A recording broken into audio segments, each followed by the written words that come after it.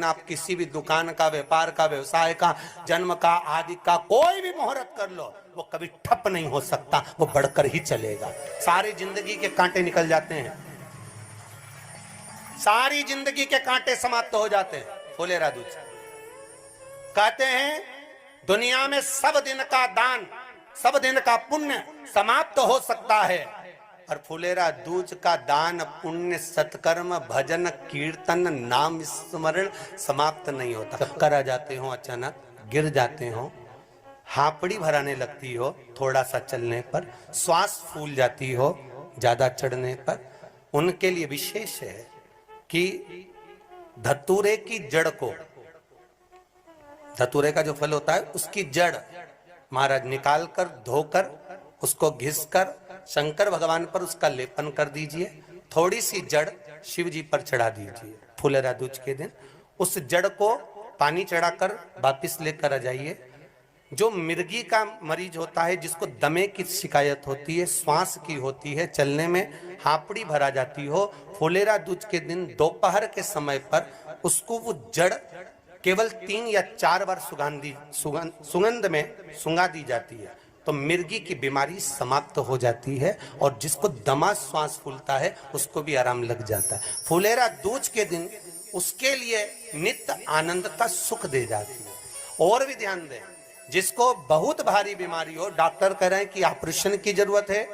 operation कराना पड़ेगा, गांठ हो गई है, ये हो गया है, वो हो गया है, निवेदन है एक धतूरा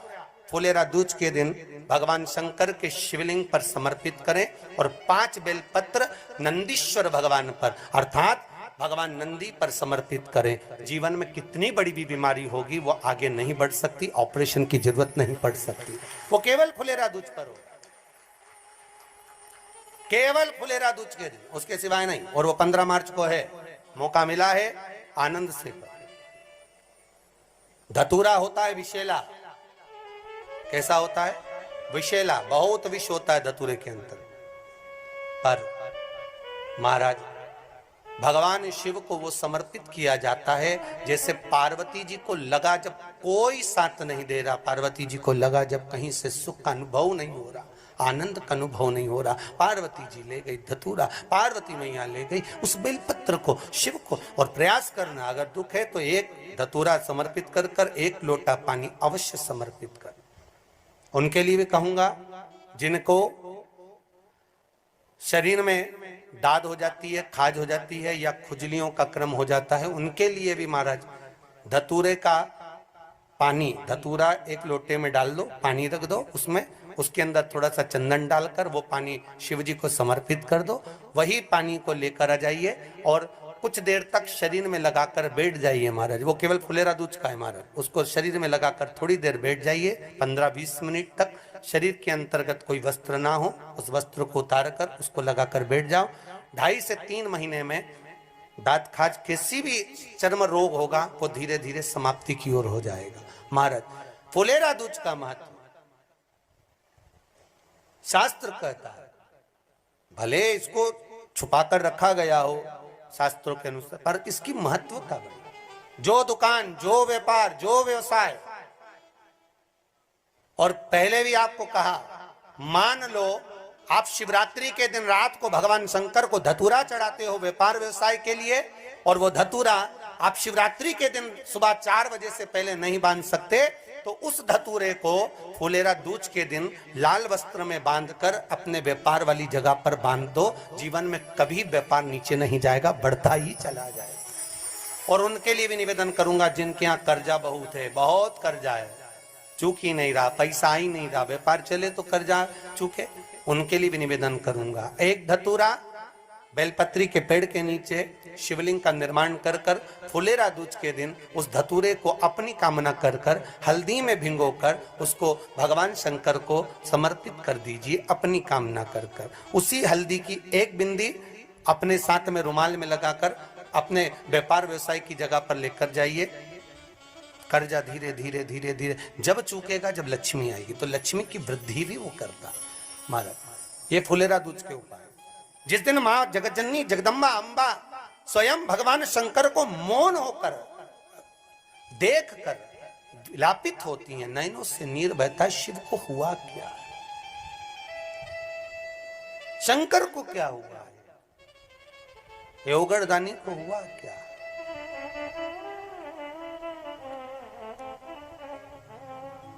नयन जलता मैं तो बैठी थी गंगा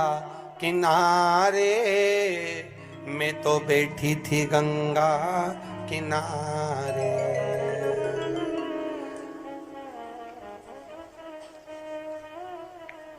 ऐसा धक्का दिया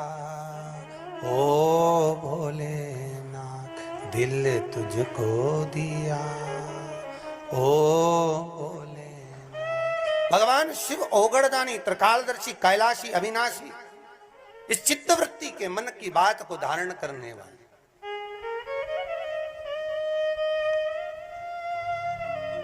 जिन लड़का और लड़की का विवाह नहीं हो रहा है, महाराज विवाह के लिए बहुत परेशान हो गए, उनके लिए भी 5 बेलपत्र, 1 धतूरा, 5 शमी पत्र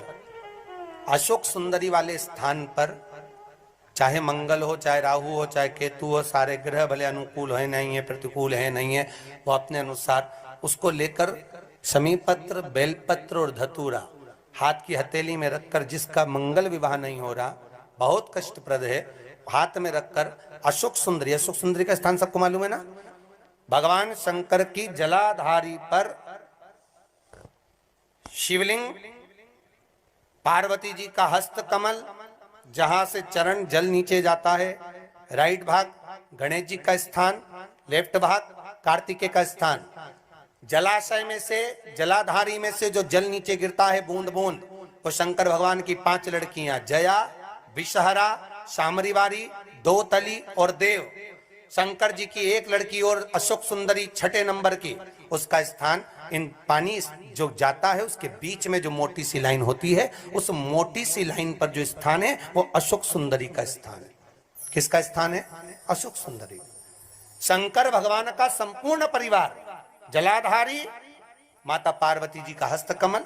चरण, राइट में गणेश जी, लेफ्ट में कार्तिकेय जी, बीच में अशोक सुंदरी, और ऊपर से जो 1-1 बूंद पानी गिरा रहा है वो है शंकर भगवान की 5 लड़कियां, जया, विषहरा, सामरीवारी, दो तली और देव,